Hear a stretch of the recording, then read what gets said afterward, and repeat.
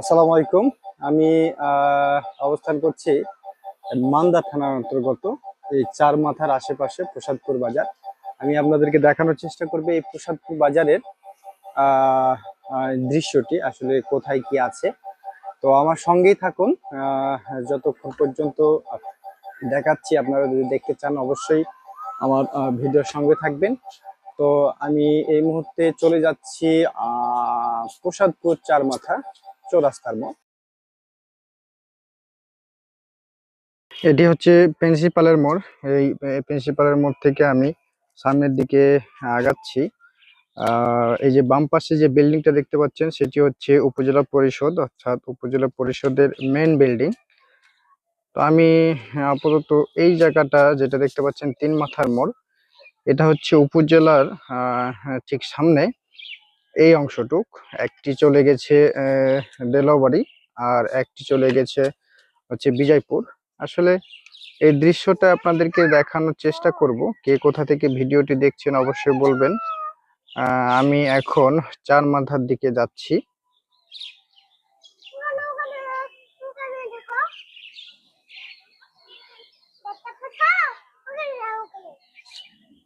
এই যে সামনে যেই অংশটুক দেখতে পাচ্ছেন এটি হচ্ছে চার মাথা।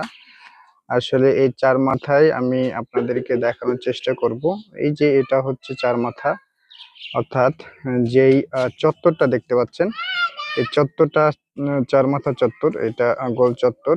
আসলে এই এই জায়গাটাই প্রচুর পরিমাণে জনসমাগম বা এখানে হাটের দিন অনেক ভিড় হয়। আসলে এই দৃশ্যটাই কিন্তু আপনাদেরকে দেখানোর চেষ্টা করছি। কে কোথা থেকে ভিডিওটি দেখছেন অবশ্যই বলবেন। এই যে রাস্তাটি চলে গেছে আসলে এটি হচ্ছে ভূমি অফিসের দিকে গেছে। দেখতে পাচ্ছেন পাশে নদী, এটি হচ্ছে আত্রাই নদী। এই নদী এই পানি কিন্তু বন্যার পানি কিন্তু অনেক বিপদ সীমার কাছাকাছি অবস্থান করছে। আর এই পাশটা যেটা দেখতে পাচ্ছেন এটি হচ্ছে ফেরিঘাট। এটা ফেরিঘাটের রাস্তা, এটা ফেরিঘাট চলে গিয়েছে।